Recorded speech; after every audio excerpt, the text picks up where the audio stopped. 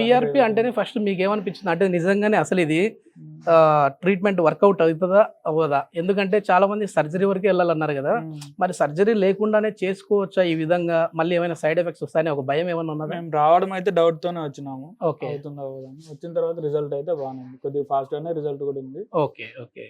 ఇది మూడోసారి వచ్చారు కదా? రెండోసారి వచ్చాము.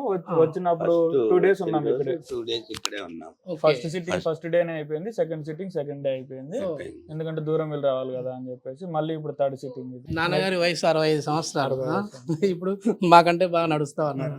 ఎట్లా మీరు అంటే వేరే వాళ్ళకి ఎవరికైనా రెఫర్ చేయాలంటే చేయొచ్చా? ఇది చేస్తాం పిఆర్పిని. ఇది వరకు కూడా నార్త్ ఇండియా టైప్ ట్రిప్స్ వెళ్తాం మేము మామూలుగా. అప్పుడు కూడా ఇబ్బంది పడేవాడే ఎక్కువ. ఓకే.